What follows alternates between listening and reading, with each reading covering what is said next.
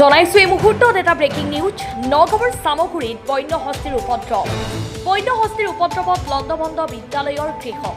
নিশাৰ ভাগত নগাঁৱৰ চামগুৰিৰ আমগুৰি প্ৰাথমিক বিদ্যালয়ত উপদ্ৰৱ চলালে বন্যহস্তীয়ে। বন্যহস্তীয়ে বিদ্যালয়ৰ গৃহৰ ভিতৰত প্ৰৱেশ কৰি বিদ্যালয়খনত মজুত থকা চাউল খাই তহিলং কৰাৰ লগতে লণ্ডভণ্ড কৰে বিদ্যালয়ৰ আচবাব। পূৰ্বতেও বিদ্যালয়খনত বন্যহস্তীয়ে চলাইছিল উপদ্ৰৱ। পূৰ্বতে ক্ষতি হোৱা বিদ্যালয়খনৰ বন বিভাগৰ ফালৰ পৰা আজি পৰ্যন্ত ক্ষতিপূৰণ নোপোৱাৰ অভিযোগ বিদ্যালয় কৰ্তৃপক্ষৰ। ভিডিঅ' জাৰ্নেলিষ্ট মৃণালৰ সহযোগত নগাঁৱৰ পৰা বিভূতি বৰাৰ প্ৰতিবেদন বটদ্ৰা লাইভ। এখন আমগুৰি উচ্চ প্ৰাথমিক বিদ্যালয়। এয়া আজি ৰাতি ঠিক 12:30 বজাত আমি ৰাতি মইতো ঘৰত শুয়ে আছিলোঁ। তাৰপৰা ইয়াৰ পৰা ফোন আহি দিছে যে আমাৰ আগৰ এই প্ৰাক্তন সভাপতি জোচেফ ডাঙৰীয়াই মোলৈ ফোন মাৰিছে, ক'লে এনেকৈ তেনেকৈ মানে স্কুলত হাতী সোমাইছে, হাতী বাবু সোমাইছে, গতিকে দৰ্জা চৰ্জা ভাঙি পেলাই হেৰি হৈছে, আপুনি আহক।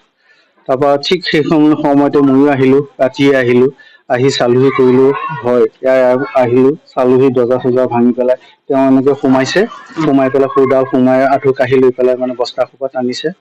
প্ৰায় কি বস্তা আছিলে? চাউলৰ বস্তা আৰু বেলেগ বেঞ্চবিলাকো আছিলে, বেঞ্চবিলাকো ভাঙিলে। তাৰপিছত চাউলৰ প্ৰায় 5টামান বস্তা মানে ফালি পেলাই হেৰি কৰিলে। এতিয়া এটা বস্তা পৰিয়ে আছে, বাকীখিনি বস্তা হেৰি হৈছে, চব চিডিলি বিডিলি কৰি পেলাই দিছে। তাৰপিছত ৰাতিটো তেনেকৈ হেৰি কৰি ভাল থাকিলে। থকাৰ পিছত আকৌ মানে নহ'লে আৰু ভাঙিলেহেঁতেন, যদি ওচৰৰ মানুহসকল বা দাদাহঁত যদি নাহিলহেঁতেন তেতিয়াহ'লে গোটেই ঘৰটোৱে ভাঙি পেলালেহেঁতেন। এই এজনহে আহিছিলে দেই, অকলশৰীয়া। বিদ্যালয়খনৰ নাম কি? আমাৰ বিদ্যালয়খন আমগুৰি উচ্চ প্ৰাথমিক বিদ্যালয়। ইয়াত পূৰ্বে আপোনালোকৰ বিদ্যালয়খন ভাঙিছিলে এবাৰ ভাঙিছিলে। তেতিয়াও মানে ধৰক আমাৰ ফৰেষ্টৰ ফালৰ পৰা আমি কোনো সহায় সহযোগিতা আজিলৈকে নাপালোঁ, গতিকে বহুতখিনি ক্ষতি কৰিলে। এইবাৰো বহুতখিনি ক্ষতি কৰিছে, কিন্তু যোৱাবাৰতকৈ এইবাৰ অলপ কম যদিও মানে বহুতখিনি, যদি ৱালখন ভাঙি পেলোৱা হ'লেতো কামেই শেষ। এই অঞ্চলটোত সঘনাই বন্য আহিয়ে আছে আৰু ডেইলি থাকেই ইয়াতে। ৰাতি বন বিভাগ আহিছিলে, তেওঁলোকেও ফটো চটো মাৰি লৈ গৈছে। গতিকে তেওঁলোকেও আমাক হেৰি কৰিছে আৰু মানে সহায় সহযোগিতা কৰিম বুলি কৈছে। কিন্তু এতিয়া জানো কি কয়। যোৱাবাৰে এতিয়া প্ৰায় 3-4 বছৰমান হৈ গ'ল ন। এতিয়া তেওঁলোকেও কোনো ফৰেষ্টৰ ফালৰ পৰা আমি পিছত আকৌ মাজতে কাগজ বিচাৰিলে কাগজো দিলোঁ, কিন্তু কাগজ বিচৰাৰ পিছতো তেওঁলোকে মানে আজিলৈকে আৰু কোনো হেৰি কৰা নাই, খবৰ খাতি নাই। এইবাৰো আমি আমাৰ বিঅ' ছাৰৰ অনুমোদন লৈ পেলাই তেখেতসকলক আমি কাগজ পত্ৰ আমি দিম, তেওঁলোকে কি ব্যৱস্থা ল'ব আৰু। এতিয়াও মানে বহুতখিনি ক্ষতিয়ে হৈছে আৰু মানে এবাৰ যেতিয়া হেৰি হোৱাৰ পিছত আৰু এতিয়া চাউলৰ আজিকালিতো এক্সট্ৰা খেতিটো বহুতখিনি, গতিকে এতিয়া চাউল কমি যোৱাৰ লগে লগে এতিয়া ল'ৰা ছোৱালীখিনিৰ কাৰণেতো দিগদাৰেই হ'ব। এতিয়া মধ্যাহ্ন ভোজনৰ চাউল আছিলে, এতিয়া 5 বস্তা চাউল তেওঁ নষ্ট কৰি পেলাইছে।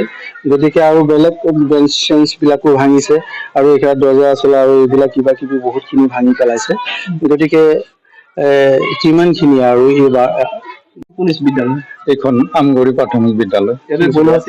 ৰাতি বন্যহস্তী ৰাতি 12:30মান বজাতে আহিছিলে 3টামান। 3টাত 2টা বেলেগ ফালে অন্যফালে চাইডত গুচি গৈছে আৰু এটাই আহি ইয়াত মানে সোমাই কৰি এই দৰ্জা এইখিনি ভাঙিছে আৰু ইয়াত থকা যিখিনি চাউলৰ গোন্ধ পাইছে আৰু সেইটোৰ কাৰণে সি মানে সেইখিনি ব্যৱস্থাটো লৈ সোমাইছে আৰু চাউলখিনি অলপ টানা কৰি ভাঙিছে। বেঞ্চবিলাকো কিছু ক্ষতি হৈছে আৰু আমি যেতিয়া ওলাই আহিছোঁ সেইটো সময়ত মানে মানুহ পিনোহো অলপ চোচা ল'ব ধৰিছে আৰু সেইটো সময়তে আমি অলপ হুলস্থুল কৰিছোঁ, খেদিছোঁ। বন বিভাগে তাৰপিছত আহিছে বাৰু খবৰ ল'বলৈ, আৰু তেওঁবিলাকে ঘূৰিয়ে আছে, কিন্তু সেইটো সময়ত নাই। তথাপিও মানে আধা ঘণ্টাৰ ভিতৰত আহি পাইছে আৰু সেইখিনিয়ে।